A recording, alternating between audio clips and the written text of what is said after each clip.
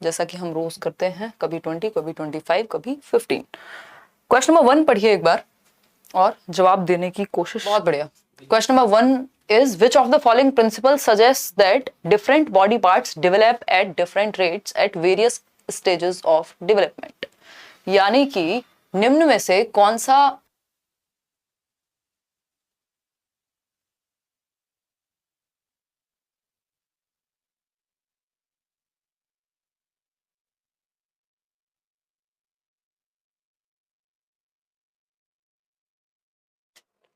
देखिए question number 1 है which of the following principle suggest that different body parts develop at different rates at various stages of development. यानी कि कौन सा एक विकास का सिद्धांत है जो ये मानेगा या सजेस्ट करेगा कि डिफरेंट बॉडी पार्ट्स यानी आपकी बॉडी के डिफरेंट पार्ट्स, आपका हाथ, पैर, दिमाग, शरीर, whatever it is, body parts जो है वो अलग अलग रेट पे डेवलप करते हैं, यानी डिफरेंट रेट होता है, डेवलपमेंट की जो दर है वो विभिन्न है। ठीक, ये कौन सा एक प्रिंसिपल यहाँ पे सुझाव देगा? 76% लोग कह रहे हैं डी। चलिए देख लेते हैं। Development is unidimensional. देखो डेवलपमेंट, आपका फर्स्ट रिस्पॉन्स ये था, कई सारे लोगों ने ए ऑप्शन चूज कर लिया था जब उनको कम टाइम मिला था, तो उन्होंने यूनिडायमेंशनल कर लिया। देखो यूनि का मतलब होता है सिंगल, तो हमेशा ध्यान रखना बच्चे की भलाई मल्टी में है ना कि यूनि में। हमेशा याद रखिएगा 99.9% जगह पे ये चीज आपके काम आएगी, ये फंडा है। यूनि मतलब सिंगल, यूनिफॉर्म इंस्ट्रक्शन हो, यूनिडायमेंशनल हो, ये बिल्कुल भी पॉजिटिव नहीं है, क्योंकि बच्चे जब मल्टीपल तरह के हैं तो यूनि से काम थोड़ी चलेगा। यूनि मतलब सेम, सिंगल। तो मल्टी डायमेंशनल हो तब तो समझ आता है, बहुआयामी होना चाहिए। विकास जो है वो बहुआयामी है, ना कि सिंगल आयाम है या एक आयामी है। सिर्फ एक पक्ष में थोड़ी होता है कि शरीर बढ़ रहा है तो शरीर ही बढ़ेगा, दिमाग भी है, सामाजिक विकास भी है, इमोशनल डेवलपमेंट भी है, उसमें मॉरल भी आ जाएगा, उसमें लैंग्वेज भी आएगा। तो बेसिकली यूनिडायमेंशनल नहीं होता, development is multi dimensional develop. और इसीलिए हम मल्टी लिंगुअलिज्म की बात करते हैं, इसीलिए हम बात करते हैं आपकी मल्टीपल इंटेलिजेंस की, क्योंकि हमारा मल्टीपल तरह से जो है डेवलपमेंट है, मल्टी डायमेंशनल है, कई सारी डायमेंशंस हैं। इसीलिए हम बात करते हैं कि डिफरेंशिएटेड इंस्ट्रक्शन हम दें। बेसिकली यूनि को हटा के मल्टी लाना है, ये याद रखिएगा पूरे पेडागोजी में। Development is unidirectional. अगेन भाई डायरेक्शन ना तो यूनि डायरेक्शन भी नहीं हो सकती और डायमेंशन भी नहीं हो सकती। डायरेक्शन है कि एक ही दिशा है, एक ही दिशा में बढ़ेगा। डायमेंशन है कि बाकी प्रकार नहीं है, सभी प्रकार हैं, कई प्रकार हैं। Development is a discontinuous process. ये दुनिया में कोई भी नहीं कहेगा, मतलब कुछ लोग हैं जो स्टेजेस की बात करते हैं, उनके अलावा जनरली अगर हम बात करते हैं तो development is a continuous process, सतत प्रक्रिया है। वूम्ब टू टूम्ब जाएगा, यानी गर्भ से कब्र तक चलने वाली प्रक्रिया है, विकास कभी समाप्त नहीं होता।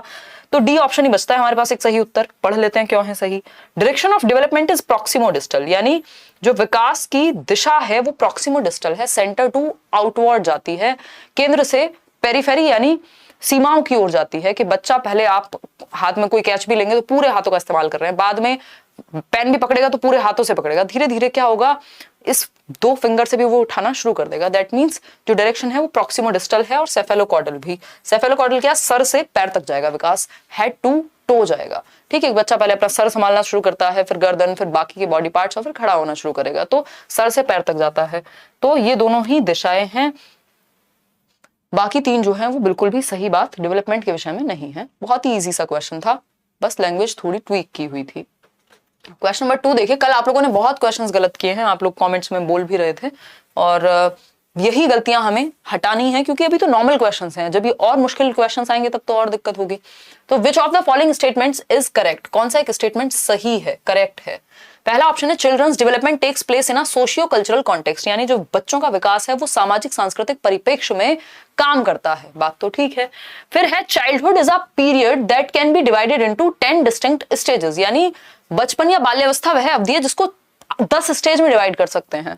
फिर है children's thinking is not influenced by social interactions, यानी बच्चों की जो सोच है, जो चिंतन है, वो प्रभावित नहीं होता समाज में इंटरेक्ट करने से। क्यों नहीं होता भाई? जब आप 4 लोगों से मिलेंगे दिमाग भी आपका उनसे प्रभावित होगा ही होगा, कुछ हद तक तो होगा ही, तो ये नहीं कह सकते। Children's development is solely determined by genetics, ऐसा भी नहीं है सिर्फ जीन्स या हेरिडिटी या आनुवंशिकता से ही प्रभावित होता हो, वातावरण का भी अहम रोल है। तो ये दोनों तो वैसे ही हट गए। बात रही 10 डिस्टिंक्ट स्टेजेस की, तो ऐसे तो अलग अलग लोगों के हिसाब से अलग अलग स्टेजेस हैं। रॉस ने 8 दी है, कोई और 4 देगा, कोई 3 देगा, तो ये तो कोई एक यूनिवर्सल बात नहीं है। तो A option is the right answer, जो कि 93% लोग आप लोग दे भी रहे हैं। Children's development takes place in a socio cultural context, सामाजिक सांस्कृतिक संदर्भ में बच्चों का विकास होता है। कैसे भाई, जिस समाज में जिस संस्कृति से वो हैं ऐसे ही लोगों से इंटरेक्ट करेंगे, ऐसे ही किताबें पढ़ेंगे, ऐसे ही भजन सुनेंगे, गाने सुनेंगे, कुरान पढ़ेंगे, वॉट एवर इट इज, जो भी उनका सोसाइटी और कल्चर है उसी परिप्रेक्ष्य में उनका विकास होगा। ये बात बिल्कुल 100% सही है, इसमें कोई भी दोहराए नहीं है, वाइगॉस्की भी ऐसा ही मानते हैं। ठीक, तो A option is the right answer over here. आगे बढ़ेंगे नेक्स्ट क्वेश्चन की तरफ। क्वेश्चन नंबर 3 देखिए, the process of predetermined unfolding of genetic dispositions is called, यानी कि आनुवंशिकता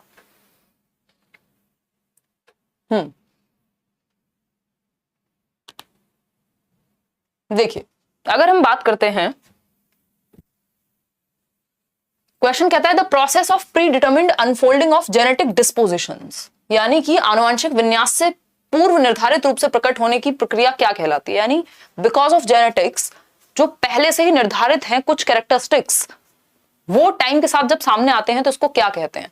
पता नहीं कितनी बार हमने डिस्कस किया ये चीज कि जब टाइम के साथ अनफोल्ड होने वाले कैरेक्टरिस्टिक्स को मैच्योरिटी कहते हैं, परिपक्वता कहते हैं। हाथ पैर आपके जन्म से थे, बट वो चलना फिरना दौड़ना कब शुरू किया उन्होंने जब मैच्योरिटी आई, जब परिपक्वता आई। और ये परिपक्वता या मैच्योरिटी हाईली रिलेटेड होती है हेरिडिटी से, ये भी हम डिस्कस कर चुके हैं, है ना, कि किससे आनुवंशिकता से प्रभावित होती है। जो मैच्योरिटी है, मैच्योरिटी का मतलब ये नहीं है कि 4 किताब पढ़ के आ गई, उसका भी प्रभाव पड़ सकता है, बट इस पे ट्रेनिंग का ऐसा बहुत ज्यादा फर्क पड़ता नहीं है। टाइम के साथ अनफोल्ड होने वाले जेनेटिक कैरेक्टरिस्टिक्स को हम मैच्योरिटी कहते हैं। जैसे फॉर एग्जाम्पल आपका जो रिप्रोडक्टिव ऑर्गन्स का एक्टिव होना प्यूबर्टी में, वो क्या है, मैच्योरिटी की वजह से हुए, एज के साथ आया है। ठीक है, और हमारे अंदर हमारे जेनेटिक कोड में वो था। ठीक है, जेनेटिक कोड में वो हमारे था कि आप दौड़ सकते हैं, भाग सकते हैं, लेकिन जिस दिन पैदा हुए हैं उस दिन दौड़ सकते हैं, भाग सकते हैं, ऐसा नहीं है। वो मैच्योरिटी से आएगा, वो एज के साथ आएगा। हमारी हेरिडिटी में वो कोडेड है, जैसे कंप्यूटर में प्रोग्राम कोडेड है, उसी तरह से हमारे जेनेटिक्स में कोडेड है वो चीज कि हम ये कर सकते हैं, बट टाइम के साथ अनफोल्ड होगा। आप देखते हैं बच्चा चलना शुरू कर दिया, फिर दौड़ना शुरू कर दिया, भागना शुरू कर दिया, है ना, उसका fine motor skills, gross motor skills, pen पकड़ता है तो अच्छे से ड्रॉ करना शुरू कर दिया, क्योंकि अब मैच्योरिटी आ गई है उंगलियों में भी। तो अडेप्टेशन, लर्निंग, सोशलाइजेशन इसको नहीं कहते। लर्निंग बेसिकली एफर्ट और प्रैक्टिस से आती है। D option is the right answer over here. आगे बढ़ेंगे नेक्स्ट क्वेश्चन पे। क्वेश्चन नंबर है 4। देखिएगा एक बार क्वेश्चन नंबर 4 को। Dash is a primary and dash is a secondary agent of socialisation, यानी कौन सा एक प्राथमिक कारक है सामाजिकरण का और कौन सा एक सेकेंडरी है। बताइए। प्राइमरी के नाम पे आपको सिंपल पता है, परिवार परिवार परिवार। Any day family is a primary agent of socialisation, है ना। हम सभी ये बात बहुत ही बेहतर तरीके से जानते हैं। किसी को भी दिक्कत हो रही हो तो बता देना। ये विक्की कौशल का ऐड आ रहा है मेरे सामने, मैं अपनी वीडियो देख रही हूँ, तो खैर आ जाओ फटाफट से बताओ। फोर्थ का ए, ज्यादातर लोगों की नजर में फोर्थ का ए इज द राइट आंसर। मतलब family is a primary, family यानी परिवार is a primary and school is a secondary agent. School क्या होगा, सेकेंडरी होगा। ठीक, मीडिया सेकेंडरी होता है, फैमिली प्राइमरी। तो ये तो ऑपोजिट हो गया भाई। पहले क्या पूछा है, पहले पूछा है प्राइमरी तो फैमिली है, सेकेंडरी क्या है, स्कूल। पहले पूछा है प्राइमरी, स्कूल तो प्राइमरी नहीं हो सकता, मीडिया प्राइमरी नहीं हो सकता, मीडिया प्राइमरी नहीं हो सकता। तो A option is the only correct answer over here. आगे बढ़ेंगे next, correct option over here. आगे बढ़ेंगे क्वेश्चन नंबर 5 पे। क्वेश्चन नंबर 5 देखिएगा एक बार। क्वेश्चन नंबर 5 क्या कहता है समझिए थोड़ा सा, है ना, समझने का कीजिए प्रयास। क्वेश्चन नंबर 5 क्या कहता है, according to Lawrence Kohlberg what is the primary basis for 7 to 8 year old children's moral decisions, यानी 7 से 8 वर्ष का बच्चा जो कि प्राइमरी स्कूल में होगा, है ना, उसके मॉरल डिसीजंस का, उसके नैतिक निर्णयों का आधार क्या होगा। कि मान लो वो झूठ ना बोले या वो चोरी ना करे, ये वो क्या सोच के करेगा कि चोरी करना खराब बात होती है ना, हमारा अधिकार नहीं है किसी और की चीज पे, ये सब सोचेगा वो नहीं। पहली ही स्टेज में होगा प्राइमरी क्लास का बच्चा, वो है पनिशमेंट एंड ओबीडियंस, दंड एवं आज्ञा पालन, जो कि पहली स्टेज है किसकी, मॉरल डेवलपमेंट की, कोहलबर्ग की, है ना। फिर उसके बाद आपका म्यूचुअल गिव एंड टेक आ जाता है। ठीक, तो पनिशमेंट से बचने के लिए वो आज्ञा का पालन करता है कि अगर मैंने होमवर्क नहीं किया तो मम्मी डांट लगाएंगी या फिर टीचर से पनिशमेंट मिलेगी, इसलिए वो आज्ञा का पालन करता है। उसके मॉरल डिसीजंस पनिशमेंट और ओबीडियंस बेस्ड होते हैं, राइट। आगे बढ़े नेक्स्ट क्वेश्चन पे। क्वेश्चन नंबर 6 देखिएगा एक बार। Seriation in Jean Piaget's theory refers to, seriation याद कीजिए, बहुत बार हमने डिस्कस किया है CCS, यूनिवर्सिटी का भी आपको एग्जांपल दिया था चौधरी चरण Singh.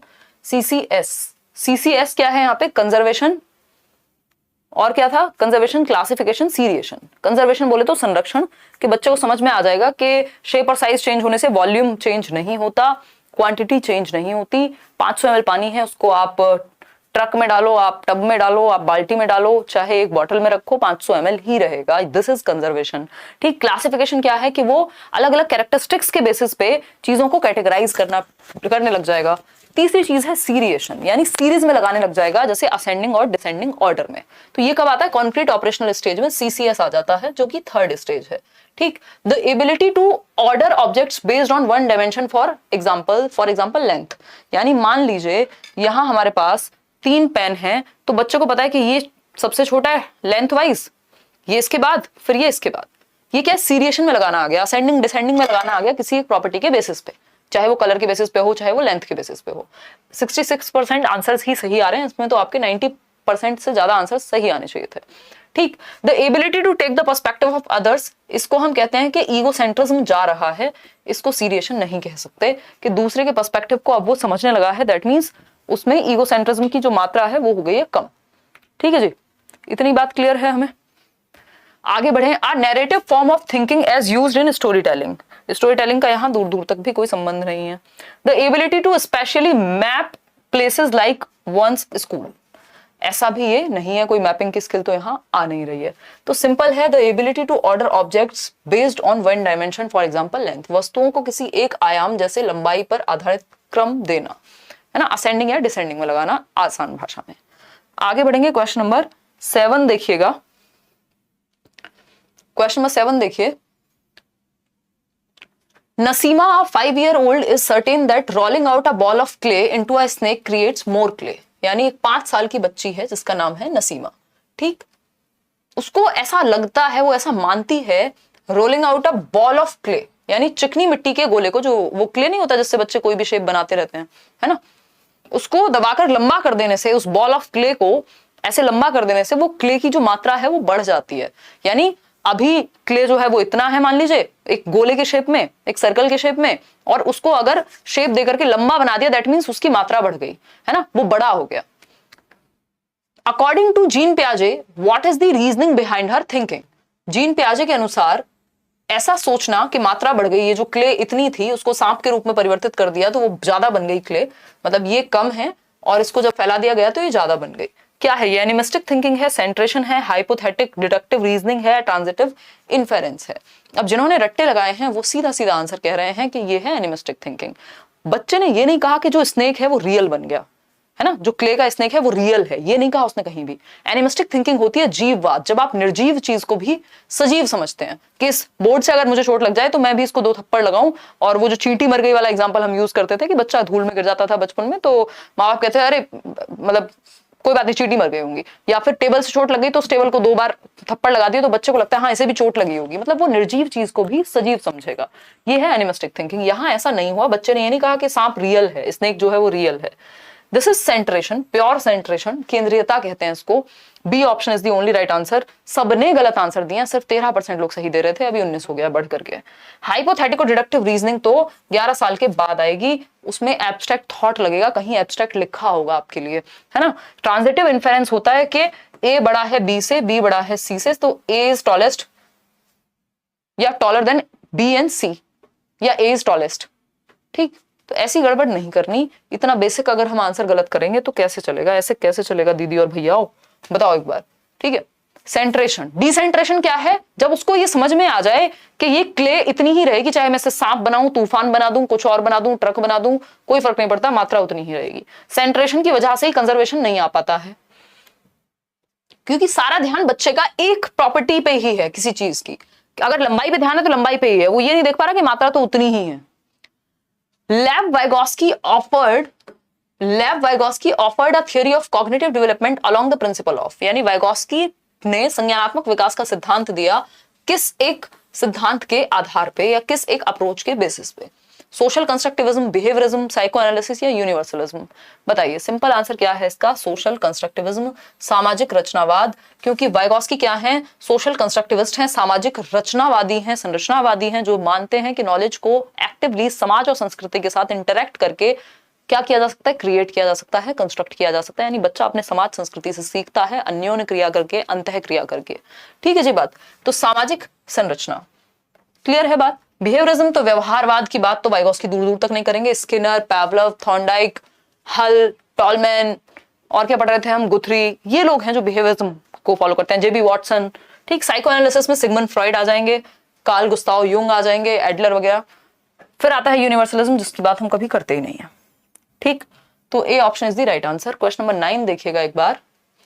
Which of the following is the term used by Lev Vygotsky to describe child's act of speaking to herself? यानी लेव वाइगॉस्की, एक बच्चा जो खुद से ही बातें कर रहा है, बोल बोल करके, खुद से ही कर रहा है बातें बोल बोल करके बच्चा, इसको वाइगॉस्की क्या कहेंगे? खुद से बातें करना, सेल्फ टॉक, है ना। वो गाना याद कर लो, वो विलेन का कौन सा गाना था वो? कोई तो था भाई, एक रात, है ना। वो टोटल प्राइवेट टॉक है ना, टोटल प्राइवेट स्पीच है, सेल्फ टॉक है। ठीक, प्राइवेट स्पीच कब है? जब बच्चा किसी और से बात नहीं कर रहा, लेकिन ऐसा भी नहीं है कि वो मन में बात कर रहा हो, वो बोल बोल करके खुद से बातें कर रहा है। अरे वो मेरी वो वाली ट्रेन कहाँ गई? अरे हिमांशी यार तुम भी ना कैसी हरकतें करती हो, है ना, पागल ही हो एकदम। खुद से बातें कर रहे हो आप। ठीक, पेपर में जाकर के याद कर रहे हो, अरे ये बताया तो था, खुद से ही बातें कर रहे हो। This is private speech. मन में नहीं बोल रहे हो, बाहर बोल रहे हो। ठीक है, प्राइवेट स्पीच यानी खुद से बात करना, सेल्फ टॉक। टॉक अलाउड तो फिर सोशल स्पीच हो गया कि आप बाहर बोल बोल के किसी और से बात कर रहे हो। ठीक है, स्कैफोल्डिंग, ये तो टेम्परेरी हेल्प है। ईगो सेंट्रिज्म की बात पियाजे करते हैं। ये ईगो सेंट्रिक स्पीच होती यदि पियाजे के अनुसार पूछा होता। अगर पियाजे के अकॉर्डिंग पूछे तो इसको ईगो सेंट्रिज्म कहेंगे, ईगो सेंट्रिक स्पीच कहेंगे। वाइगॉस्की के अनुसार this is private speech and it helps in directing one's thought, यानी बच्चे के थॉट को सेल्फ डायरेक्शन के लिए, स्व निर्देशन के लिए काम आता है कि हम खुद को बोल बोल के दिशा देते हैं, है ना। मूर्ख नहीं है, हम खुद को दिशा दे रहे हैं खुद से बात करके। तो this is private speech. Vygotsky ने, ये 3 से 6 वर्ष के बीच में रहती है प्राइवेट स्पीच। वाइगॉस्की ने 3 प्रकार बताए हैं स्पीच के। जल्दी से बताओ, घर में शोर मचाना शुरू कर दो, जोर जोर से बताओ खुद को बोल के। एक है सोशल स्पीच, सामाजिक वाक, जब बच्चा बोल बोल करके एक दूसरे से बात करे, आपसे बात करे। ठीक है, ये 2 वर्ष के अराउंड आ जाती है।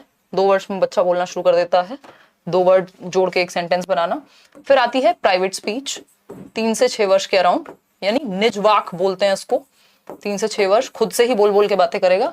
फिर आती है साइलेंट इनर स्पीच, यानी अब वो मन मन में किसी को कुछ भी कह सकता है या सोच सकता है मन में, यानी जो ये स्पीच थी अंदर चली गई। और ये आपकी कुछ 6 वर्ष से 5-6 वर्ष से शुरू हो जाती है। और फिर ये तो रहती ही हैं, तीनों ही रहती हैं। तो वाइगॉस्की के टाइप्स ऑफ स्पीच हैं ये, है ना। भाषा के प्रकार उनके हिसाब से, भाषण के प्रकार। ठीक है जी, आगे बढ़ जाए नेक्स्ट पे। पियाजे इसी स्पीच को ईगोसेंट्रिक कहते हैं बच्चा अहम केंद्रित है, सेल्फ सेंटर्ड है, इसलिए खुद से बातें करता है। ये किसी काम की नहीं है एज पर पियाजे, बट वाइगॉस्की के अनुसार ये बहुत ही काम की है। क्वेश्चन नंबर 10 देखिए, विच of the following कैरेक्टराइजेज a progressive classroom? Progressive classroom क्या है? जहां एक्टिविटी सेंटर्ड हो जो क्लास, जो लर्निंग बाय डूइंग को सपोर्ट करे, जो चाइल्ड सेंटर्ड हो, जो बच्चे को केंद्र में रखे। इसकी बात कौन करता है? जॉन डूई बात करते हैं इसकी, है ना, जिनको हम जॉन डीवी भी कह रहे हैं, जिन्होंने लैब स्कूल्स खोले शिकागो में, अमेरिका के। ठीक, 19वीं सेंचुरी में।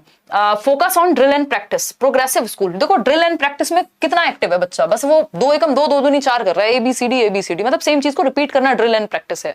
ये उतना अच्छा नहीं माना जाएगा। एबिलिटी बेस्ड फिक्स्ड सेग्रीगेशन, आप बच्चे की जो एबिलिटी बेस्ड ग्रुपिंग है वो नहीं करना, फिक्स्ड नहीं करना, फ्लेक्सिबल होना चाहिए, है ना। मिक्स्ड ग्रुपिंग होनी चाहिए, अगर हो रही है तो हेट्रोजेनस ग्रुप में डालो उसको, ना कि सेम फिक्स्ड ग्रुप में। कोलैबोरेटिव लर्निंग, बिल्कुल सही बात है कि जहां बच्चे ग्रुप में कोलैब करके, कोऑपरेट करके एक दूसरे से सीख रहे होंगे, एक्टिव है बच्चा, जहां एक्टिव है वही सही उत्तर है। रिवॉर्ड्स एंड पनिशमेंट की बात यहां नहीं होती, तो C option is the right answer. 84% लोग सही जवाब दे रहे हैं। आगे बढ़ेंगे क्वेश्चन नंबर 11 पर। क्वेश्चन नंबर 11 देख लीजिए एक बार। Question number 11 says a child has the ability to understand the intentions and desires of others, यानी एक बच्चे के अंदर वो क्षमता है कि वो दूसरों की इंटेंशन, कोई उससे बात कर रहा है तो उसको समझ में आ रहा है ये इतने प्यार से बात क्यों कर रहा है ना। तो इंटेंशन दूसरों की और डिजायर्स, सामने वाले की क्या इंटेंशन है और उसकी डिजायर क्या है, इच्छा क्या है, ये समझ पाने की जो क्षमता है यदि किसी बच्चे में, तो ये किस प्रकार की बुद्धि है। हार्वर्ड गार्डनर का मल्टीपल इंटेलिजेंस की थियरी है ये, MI बोलते हैं जिसको, बहुबुद्धि का सिद्धांत।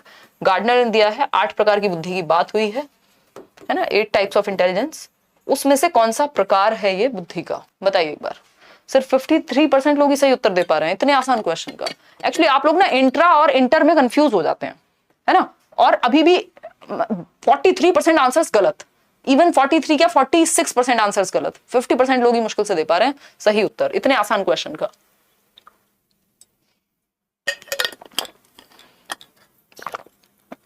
लाइक शेयर सब्सक्राइब करना भूल जाते हो, हैं देखने में मग्न हो जाते हो, ये भी अच्छी बात है।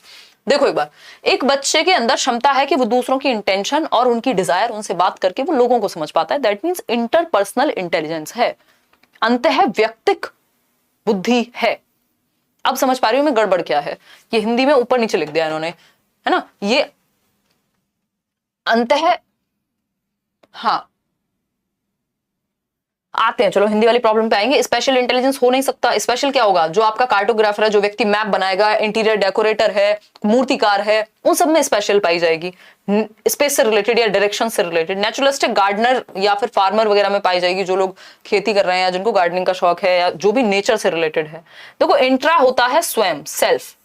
इंट्रा मतलब खुद को समझने में जो व्यक्ति अच्छा है वो है इंट्रा पर्सनल इंटेलिजेंस रखने वाला व्यक्ति। जो लोगों को समझने में अच्छा है वो है इंटरपर्सनल इंटेलिजेंस व्यक्ति।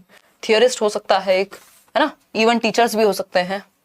अंतरा व्यक्तिक और अंतः व्यक्तिक क्या है, खुद में। देखो हिंदी में उल्टा हो जाता है ये, अंतरा का मतलब है यहाँ पे 2 या 2 से अधिक लोगों में, हिंदी में उन्होंने थोड़ी सी गड़बड़ की है, ठीक, तो अंतः व्यक्तिक तो खुद में होगा, ठीक। इंग्लिश में पढ़ लिया करो, और इंग्लिश देखो ये बोर्ड, सारे बोर्ड्स कहते हैं जितने भी एग्जाम्स लेते हैं, अगर हिंदी और इंग्लिश में कंफ्यूजन क्रिएट होती है, गलती है अगर मान लीजिए हिंदी में, तो इंग्लिश वाले को ही फाइनल माना जाता है। तो आप इंग्लिश की साइड जरूर पढ़ें जब भी आपको कंफ्यूजन लगे। तो ऐसा मत कीजिए कि आप सिर्फ हिंदी पढ़ते हैं, तो आज की डेट में वो जमाना नहीं रह गया, सिर्फ हिंदी पढ़ के आंसर कर दोगे। पेपर में कई जगह पे गलतियां होती है हिंदी साइड में, और वो इंग्लिश को ही कंसिडर करते हैं। तो सही उत्तर इसका इंटर है, क्योंकि 2 या 2 से अधिक, जैसे हम बात करते हैं ना इंटर स्टेट, इंटरनेशनल।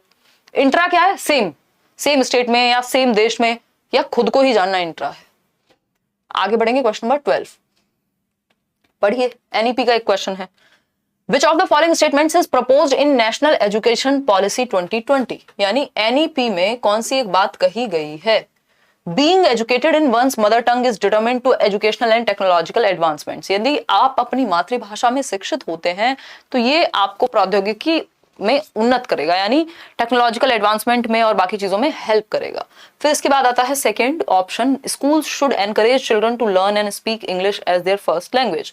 यानी जो स्कूल्स हैं उनको एनकरेज करना चाहिए बच्चों को कि वो इंग्लिश को अपनी पहली भाषा बना लें। ऐसा कैसे पॉसिबल है, फर्स्ट लैंग्वेज या मदर टंग कैसे बना लेंगे, है ना। फिर आती है बात, multilingualism has great cognitive benefits for young students. बात तो ठीक है। बाइलिंगुअल अप्रोच कंफ्यूजेस स्टूडेंट्स, यानी अगर आप 2 भाषाओं का इस्तेमाल करते हैं तो कंफ्यूज हो जाएंगे। नहीं, ये तो अच्छी होती है आपके संज्ञान के लिए, आपके दिमाग के लिए। Being educated in one's mother tongue is detrimental to educational and technological advancements. देखो ये वर्ड इन्होंने गड़बड़ लिख दिया कि रुकावट बनेगा यदि आप अपनी मातृभाषा में पढ़ते हैं, तो आपकी एजुकेशनली आप बेहतर नहीं कर पाएंगे या फिर टेक्नोलॉजिकली आप बेहतर नहीं कर पाएंगे। हम रुकावट नहीं मानते मातृभाषा को कहीं से भी। C option is the only right answer, जो कि आप लोग दे भी रहे हैं 78%। Multilingualism has great cognitive benefits for young students. ऐसा रिसर्च में भी पाया गया है कि जिन लोगों को 2 या 2 से अधिक भाषाएं बोलनी आती हैं, वो संज्ञानात्मक रूप से, वो दिमागी रूप से ज्यादा बेहतर, उनका जो कॉग्निशन है, उनकी thinking, perception, imagination, problem solving, decision making, memory, ये सारी स्किल्स अच्छी होती है, उनका संज्ञान, उनकी समझ बेहतर होती है जिनको ज्यादा भाषाओं का ज्ञान होता है। तो बहुभाषिता एक अच्छी रिसोर्सफुल चीज है। C option is the right answer. Question number 13 देखिएगा एक बार, जेंडर रोल्स आर, यानी जो लिंग भूमिकाएं हैं वो क्या है। अब देखो ऑप्शन में चेंज करेगा, ऑप्शन चेंज होगा, टॉपिक तो सेम ही है, भाषा, ऑप्शन में भी लैंग्वेज चेंज कर दी है बस। जेंडर रोल्स क्या होते हैं, जो समाज ने भूमिकाएं दी हैं। जेंडर क्या है, एक सोशल कंस्ट्रक्ट है। जेंडर क्या है, एक सामाजिक संरचना है, सोशल कंस्ट्रक्ट है। और वहीं अगर सेक्स लिखा होगा तो हम कहेंगे बायोलॉजिकल कंस्ट्रक्ट है ना। सेक्स क्या है, बायोलॉजिकल कंस्ट्रक्ट है, हमारी बायोलॉजी से संबंधित है। ठीक ठीक, क्लियर है भाई। महिलाएं बच्चों को जन्म दे सकती हैं, ये सेक्सुअल एक रोल हो गया एक तरह से, या बायोलॉजिकल एंटिटी है, ये जैविक आधार है। लेकिन महिलाएं ही खाना बनाएंगे, दिस इज सोशल कंस्ट्रक्ट, वो फिर जेंडर हो गया। ठीक, तो जेंडर क्या है, समाज ने बनाया है, सेक्स बायोलॉजिकल है, जैविक है। ठीक, अब इसमें सारे लोग गलत आंसर दे रहे हैं, भर भर के 58% लोग गलत आंसर दे रहे हैं, है ना। जेनेटिकली डिटरमिन्ड जेंडर थोड़ी होता है, सेक्स होता तो समझ सकते थे हम, ठीक। बायोलॉजिकल सेक्स, ठीक। इनेट बिहेवियर, आंतरिक व्यवहार, जन्मजात व्यवहार, ऐसा तो कुछ नहीं होता जेंडर में, तो सोशली लर्नेड चीज है। कोई भी सही नहीं है, सिर्फ ए ऑप्शन के अलावा लर्नेड बिहेवियर। अब आपको क्या चाहिए था, आपको चाहिए था या तो यहां लिख दो कि ये एक सोशल कंस्ट्रक्ट है, तब तो हम सही कह देंगे। भाषा चेंज हो गई ना, इन्होंने कह दिया लर्नेड बिहेवियर है, लर्नड है यानी सीखा है आपने। कहां से सीखा है, समाज से सीखा है, अपने टीवी में देख के सीखा है कि कपड़े तो है महिलाएं धो रही हैं एड में, ठीक, या खाना तो सिर्फ महिलाएं बना रही हैं, या पुरुष बाहर जा रहे हैं, ठीक। ये सब क्या है, लर्नेड बिहेवियर है। जेंडर रोल्स कि महिलाओं को ऐसे रहना चाहिए और पुरुषों को ऐसे रहना चाहिए, ये आपने सीखा है दुनिया में आके, ये आपकी कोडिंग में नहीं था बायोलॉजिकल, ठीक। तो ये लर्नड बिहेवियर है यानी सोशली कंस्ट्रक्टेड है, एक ही बात होगी इसकी। तो A option is the right answer. Question number 14 पढ़िएगा एक बार। देखिए, the primary goal of continuous and comprehensive evaluation, CCE बोलते हैं इसको, असेसमेंट का आकलन का एक तरीका है, सीबीएसई ने लागू किया था 2009 के अराउंड। कॉन्टिन्यूस एंड कॉम्प्रिहेंसिव मतलब सतत एवं समग्र, सतत एवं व्यापक, यानी एक तो लगातार हम असेसमेंट करते रहें बच्चों का, दूसरा कॉम्प्रिहेंसिवली करें, हर पक्ष में करें, करिकुलर प्लस को करिकुलर एक्टिविटीज, यानी सिर्फ पेन पेपर टेस्ट ना ले, हम ये भी देखें वो किस क्षेत्र में अच्छा है, उसको भी वैल्यू कर पाए, ठीक है। तो मतलब होलिस्टिक अप्रोच अपनाएं, सर्वांगीण विकास की हम बात करें, ठीक। तो प्राइमरी गोल क्या था इस चीज का, जो मैंने आपको बता दिया, holistic assessment, to compare students performance with one another, यानी एक दूसरे से कंपेयर करना, ये किसी भी आकलन का उद्देश्य नहीं होना चाहिए। बच्चों को आप खुद से कंपेयर कर सकते हो उसी से, ना कि बाकी के 4 बच्चों से। फिर आता है B option, to assess children's understanding and modify the curriculum and pedagogy for students, यानी बच्चों की समझ का आकलन कर सकें आप और उसके अनुसार अपने पेडागोजी में, पेडागोजी मतलब टीचिंग मेथड्स में, अपने पढ़ाने के तरीके में या करिकुलम में मॉडिफिकेशन ला सकें। हाँ, यही बिल्कुल सही बात है। To assign ranks to students, बच्चे को रैंक करना, फर्स्ट कौन आया सेकंड कौन करना, ये उद्देश्य नहीं होता, प्राइमरी गोल ये नहीं है। टू डिक्लेयर स्टूडेंट्स एज पास और फेल, अगेन लेबल करना बच्चे को, ये भी उद्देश्य नहीं हो सकता किसी भी आकलन का। तो एकमात्र सही उत्तर क्या है, B option, to assess children's understanding and modify the curriculum and pedagogy for students. भाई सिस्टम किसके लिए, बच्चे के लिए, बच्चा सिस्टम के लिए थोड़ी है। तो आप बच्चे को आकलन इसलिए कर रहे हैं कि जो आपने पढ़ाया साल भर या जो भी आप सिखा रहे हैं वो समझ में आ रहा है, नहीं आ रहा, किस हद तक आता है, अगर आता है तो क्या बच्चे की अंडरस्टैंडिंग बन रही है, आपको अपने करिकुलम में क्या चेंज लाने की जरूरत है, अगर जरूरत है तो अपने टीचिंग मेथड्स में क्या परिवर्तन लाना है, अगर बच्चा अच्छा नहीं कर पा रहा तो ये सब चीजों के लिए होगा, फीडबैक के लिए होगा। तो छात्रों की समझ को आंकना और पाठ्यचर्या तथा शिक्षा शास्त्र को इसके अनुसार रूपांतरित करना। आगे बढ़ेंगे क्वेश्चन नंबर 15 पर। तभी तो हम नई नई एजुकेशन पॉलिसीज ला रहे हैं और 70 चीजें, डॉक्यूमेंट्स आ रहे हैं, क्यों, क्योंकि बच्चे के हित में होनी चाहिए चीजें, है ना। देखिए एक बार क्वेश्चन नंबर 15 और 5 क्वेश्चंस हैं जिनको हम डिस्कस करेंगे। 4200 लोग देख रहे हैं, सिर्फ 2500 लोगों ने लाइक किया है, यहाँ बिना लाइक किए कोई नहीं जाएगा, है ना। हम यहाँ बोलाएंगे, अथॉरिटेरियन बनेंगे हम यहाँ पे, है ना, हमारी चलेगी। देखिए, before deciding an assessment method for her class what all should the teacher keep in mind, यानी आपको असेसमेंट का मेथड कि किस तरह से आकलन करना है, बच्चों से पेन पेपर टेस्ट लेना है, बच्चों से ओरल टेस्ट लेना है, बच्चों से कोई एक्टिविटी करा के उनको जांचना है, कौन सा एक तरीका आप अपनाएंगे आकलन का, ये डिसाइड करने से पहले टीचर को क्या दिमाग में रखना चाहिए। पहला ऑप्शन है who is going to use the results beside me, यानी टीचर को ये सोचना चाहिए कि ये जो रिजल्ट्स आएंगे इनको कल को गवर्नमेंट यूज कर सकती है, स्कूल वाले यूज कर सकते हैं, या कौन यूज करेगा, किस उद्देश्य के लिए ये रिजल्ट्स यूज किए जाएंगे कल को। बात तो ठीक है भाई, उसी पर्पस से फिर डिजाइन किया जाएगा ना जो आपका आकलन का प्रोसेस है पूरा। What is the best way to find out learning curves of individual students, यानी बेस्ट तरीका क्या है कि बच्चे के लर्निंग कर्व को, लर्निंग कर्व क्या है, कितने समय में कितना सीखता है, कितनी तेजी से सीखता है, ये देखना। लर्निंग कर्व्स दिए किसने थे, हरमन एबिंगहॉस ने, ठीक। फिर है third option, which method would help me to reflect on my pedagogy, बिल्कुल सही बात है कि कौन सा मेथड मैं आकलन का यूज करूं जिससे मैं अपनी पेडागोजी में, पेडागोजी बोले तो वे ऑफ टीचिंग, आपकी आर्ट ऑफ टीचिंग, आपके वेज ऑफ टीचिंग, कि आप पढ़ाएं, साइंस ऑफ टीचिंग अगर मैं कहूं कि आपके पेडागोजिकल मेथड में क्या परिवर्तन की जरूरत है, इसके लिए आप रिफ्लेक्ट कर पाएंगे, आप प्रकाश डाल पाएंगे जिस मेथड से, वो तरीका अपना पाएं ताकि आपको भी फीडबैक मिले इंप्रूवमेंट के लिए। फिर आता है fourth option, which method would help to label and segregate students, इतना नेगेटिव वर्ड है ये लेबल करना, बच्चे पे ठप्पा लगाना आपका काम नहीं है कि तुम पास हो, फेल हो, थर्ड हो, बुरे हो, अच्छे हो, लेबल नहीं करना आपको, और सेग्रीगेट कभी नहीं करना, इंक्लूड करना है, ठीक है। Segregation is against the law of nature. Inclusive education में हम ये बात पढ़ते हैं कि अलगाव प्रकृति के नियमों के खिलाफ है। जैसे मदर नेचर हम सबको इंक्लूड करके रखती है, वैसे ही आपको भी एक क्लास में बच्चों को इंक्लूजन में लाना है, ना कि सेग्रीगेट करना है, अलग थलग नहीं करना कि तुम 35% लाते हो तुम एक साथ बैठो, तुम 50 लाते हो तुम एक साथ बैठो, टॉपर्स से दूर रहो। सेग्रीगेट नहीं करना, लेबल नहीं करना। तो फोर्थ ऑप्शन को छोड़ के बाकी तीनों बातें सही हैं, फर्स्ट सेकंड और थर्ड। फर्स्ट सेकंड थर्ड आपके ए ऑप्शन में ही गिवन है, फोर्थ तो हो ही नहीं सकता। फर्स्ट और सेकंड इसलिए नहीं होंगे क्योंकि थर्ड भी तो सही है ना, थर्ड में भी गलती नहीं है, तो ओनली ए ऑप्शन सही। 50% लोग कंफ्यूज हो गए इसमें, है ना। आगे बढ़ेंगे क्वेश्चन नंबर 16 पे। पढ़िएगा, पढ़िए क्वेश्चन, कुछ 5 सेकंड ले लीजिए।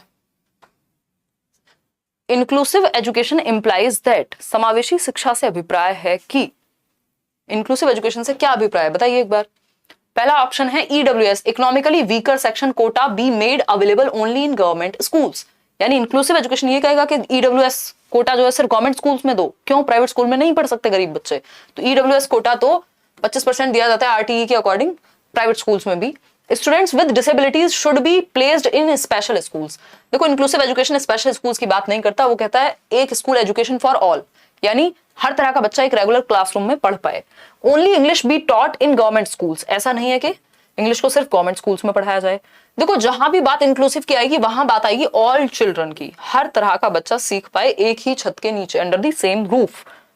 All children irrespective of their abilities be provided quality education, योग्यताओं से परे होके, यानी हर तरह के बच्चे को गुणवत्ता वाली शिक्षा मिल सके, उपलब्ध हो सके, है ना, क्वालिटी एजुकेशन मिल सके, ये कहता है इंक्लूसिव एजुकेशन। तो D option is the only right answer over here. Question number 17 देखिए, ये आंसर आपने सही दिया है। क्वेश्चन नंबर 17 है, एक है स्टेटमेंट, दूसरा है रीजन, ठीक है, असर्शन और reason. While teaching a teacher should use a variety of ways to represent the context of teaching, यानी पढ़ाते समय एक टीचर को वैरायटी ऑफ वेज का इस्तेमाल करना चाहिए ताकि वो कॉन्टेक्स्ट में पढ़ा पाए, यानी संदर्भ से जोड़ पाए, बच्चों के जीवन से जोड़ पाए चीजों को। बी ऑप्शन है, रीजन क्या है इस बात का, क्यों करना चाहिए वैरायटी ऑफ वेज का इस्तेमाल या अलग अलग तरीकों से क्यों पढ़ाना चाहिए, उसका रीजन सिंपल है, यहाँ पे given, teachers need to adapt their pedagogy to suit the diverse needs of learners, क्योंकि टीचर्स को अपने मेथड्स में अडेप्शन की जरूरत होती है, अडेप्टेशन की जरूरत होती है, क्योंकि विभिन्न तरह के बच्चों की नीड्स को फुलफिल करना होता है, इसलिए वैरायटी ऑफ वेज का इस्तेमाल करना चाहिए। दोनों ही बातें सही हैं, ये स्टेटमेंट भी सही है, इसका रीजन भी सही है। That means both A and R true and R is the correct explanation of A, ऐसा नहीं है कि करेक्ट नहीं है आर, ठीक है जी। तो सिंपल आंसर है ए ऑप्शन, जो आप लोग दे भी रहे हैं। आगे बढ़ेंगे क्वेश्चन नंबर 18 पर। क्वेश्चन नंबर 18 कहता है, देखिएगा एक बार, a child is facing regular difficulty in writing, यानी बच्चे को लगातार दिक्कत हो रही है नियमित रूप से लिखने में, किसमें, लिखने में, राइटिंग में दिक्कत है। She also experiences a challenge in formation of alphabets and spacing of words, यानी अल्फाबेट फॉर्म करने में, मान लो ए बनाना है तो वो ठीक से नहीं बना पाती है ना, और स्पेसिंग में मान लीजिए लिखा है वर्ड्स, है ना, अब इसके बाद वाटर लिखना है तो वो कभी बिल्कुल पास लिख देगी या बहुत दूर लिख देगी बच्ची, ठीक है। तो अल्फाबेट फॉर्मेशन में दिक्कत है, यानी वर्ड्स को बनाने में, अक्षरों को बनाने में दिक्कत है, स्पेस कितना रखना है इसमें दिक्कत है। These characteristics hints towards which of the following learning disability, बच्चे में एक लर्निंग डिसेबिलिटी है, लेखन संबंधी विकार कहते हैं इसको, क्या, डिस्ग्राफिया। ग्राफ से याद रखना, ग्राफ किससे बनाओगे, हाथ से बनाओगे, तो डिस्ग्राफिया है बच्चे को। डिसलेक्सिया होता है रीडिंग डिसऑर्डर, डिसलेक्सिया क्या है, रीडिंग डिसऑर्डर, ठीक है। अगर यहाँ डिस्ग्राफिया नहीं होता तो रीडिंग एंड राइटिंग डिसऑर्डर कई बार कह देते हैं डिसलेक्सिया को, बट मेनली डिसलेक्सिया क्या है, एक रीडिंग डिसऑर्डर है। डिसकैलकुलिया कैलकुलेशन संबंधी होता है, ठीक है, यहाँ मैथ्स में होगी ये प्रॉब्लम कैलकुलेशन में, तब तो वो डिसकैलकुलिया होगा। Attention deficit hyper activity disorder ADHD तब होगा जब बच्चा एक जगह टिक के बैठ ना पाए, अटेंशन के लिए इधर उधर कूदता फिरे, ठीक। तो ये सब खराब आलेख वैकल्य यानी लेखन संबंधी विकार है, डिस्ग्राफिया है, रेगुलर बेसिस पे लिखने में होती है समस्या। लास्ट 2 क्वेश्चंस हैं आपके सामने, अब चलते हैं आगे। क्वेश्चन नंबर 19 देखिएगा, to cater to individual differences among the students a teacher should, यानी व्यक्तिगत विभिन्नताओं का अगर आपको ध्यान रखना है, व्यक्तिगत विभिन्नताएं क्या हैं, हम सभी एक दूसरे से अलग हैं, हमारे इंटरेस्ट में, एप्टीट्यूड में, कलर में, शेप में, साइज में, इंटेलिजेंस में, बहुत सारे आधार पे हम सब में भिन्नताएं पाई जाती हैं, कोई भी 2 लोग बिल्कुल सेम नहीं हो सकते, हो जाएंगे तो रोबोट बन जाएंगे, ठीक। तो अगर हम बात करें इंडिविजुअल डिफरेंसेस, यानी अलग अलग तरह के बच्चों को अगर केटर करना है टीचर को, तो क्या करना चाहिए। पहला ऑप्शन है use standardised instructional methods and uniform ways of assessment, यानी स्टैंडर्डाइज्ड इंस्ट्रक्शनल मेथड्स का प्रयोग करना चाहिए या यूनिफॉर्म वेज का। कल भी बताया था यूनिफॉर्म और स्टैंडर्डाइज तरीका हर बच्चे पे काम नहीं करता, सबके लिए एक जैसा नहीं चलेगा काम। यहाँ पे डिफरेंशिएटेड इंस्ट्रक्शन काम करती है। ठीक, फिर आती है बात आपकी आज शाम वाली क्लास में भी बताया था इंडिविजुअल डिफरेंसेस में, use a variety of pedagogical approaches and mean of assessment, यानी डिफरेंट डिफरेंट तरीके आप अपनाएंगे पढ़ाने के और असेसमेंट के भी। ये बात तो सही है, डिफरेंट तरीके दैट मींस वैरायटी ऑफ तरीके का मतलब है कि इंडिविजुअल डिफरेंसेस को आप केटर कर पाएंगे, सिंपल बात। आगे बढ़ेंगे, next option use uniform pedagogy. Uniform again सबके लिए सेम नहीं चलेगा, इंडिविजुअल डिफरेंसेस का ध्यान रखना है। Increase the number of paper pencil test. Paper pencil test से हर प्रकार का बच्चा केटर नहीं हो पाता, कुछ बच्चे होंगे जो बहुत अच्छा दे देते होंगे लिख करके, कुछ ऐसे होंगे जिनको बाकी तरीकों से आप वैरायटी ऑफ वेज से असेस करेंगे तो वो अच्छा समझ पाते हैं या अच्छा आकलन उनका हो पाएगा। तो B option is the right answer, क्योंकि हर बच्चा सिर्फ पेपर पेंसिल पे नहीं सीखेगा, कुछ लोग होंगे जो देख के अच्छा सीखते होंगे, कुछ सुन के अच्छा सीखते होंगे। आज के लिए last question, which of the following is an essential characteristic of creativity, यानी रचनात्मकता की मूल विशेषता या कैरेक्टरिस्टिक, यानी क्रिएटिविटी यदि कहीं है तो उसकी मुख्य विशेषता या मुख्य रूप में कैसे पहचानेंगे आप कि कोई क्रिएटिव है। डाइवर्जेंट थिंकिंग होगी, इंपल्सिवनेस होगी, सेंट्रेशन इन थॉट होगी या कन्वर्जेंट थिंकिंग होगी। कन्वर्जेंट थिंकिंग कभी भी क्रिएटिविटी से नहीं जुड़ी होती, कन्वर्जेंट थिंकिंग जुड़ी होती है इंटेलिजेंस से। ऐसा कौन कहता है? जॉय पॉल गिलफर्ड कहते हैं, जेपी गिलफर्ड जिनको हम कहते हैं। ठीक है, इंटेलिजेंस से जुड़ी है, ना कि भाई ये एक क्वेश्चन है आपके सामने, 4 ऑप्शंस में से एक सही चूज करना है। बुद्धि का प्रयोग किया, क्रिएटिविटी थोड़ी लगी है कुछ, कन्वर्जेंट थिंकिंग लगी है। मल्टीपल दिशाओं से एक जगह पे आना, 4 ऑप्शंस में से एक ऑप्शन चूज करना, this is convergent thinking. सेंट्रेशन in thought, सेंट्रेशन in thought क्या है? एक ही, जैसे वो था ना सांप वाला एग्जांपल, कि बच्चे ने सांप बना दिया, उसको लग रहा है कि अब लेंथ बढ़ गई इसकी, मतलब सारा फोकस एक चीज पे, बाकी एस्पेक्ट सोच ही नहीं पाओगे, तो नया कहां से सोचोगे अगर सिर्फ एक ही चीज पे ध्यान है तो। ठीक है, इंपल्सिवनेस यानी वो आवेगशील है, बह जाता है हर टाइम। ठीक, divergent thinking is the only right answer, यानी दिशाओं में सोचना, मल्टीपल वेज में सोचना, ओपन एंडेड थॉट। जब दिशाओं में सोचेगा बच्चा, अलग अलग दिशाओं में मल्टीपल तरीके से सोचेगा, तो क्या होगा? कुछ नया निकल के आएगा, क्रिएटिव थिंकिंग आएगी उसके अंदर, नोवेल आएगा, कुछ ओरिजिनल आइडियाज आएंगे। ठीक है, क्रिएटिविटी के 4 कैरेक्टरिस्टिक्स होते हैं, FFOE, फ्लुएंसी, फ्लेक्सिबिलिटी और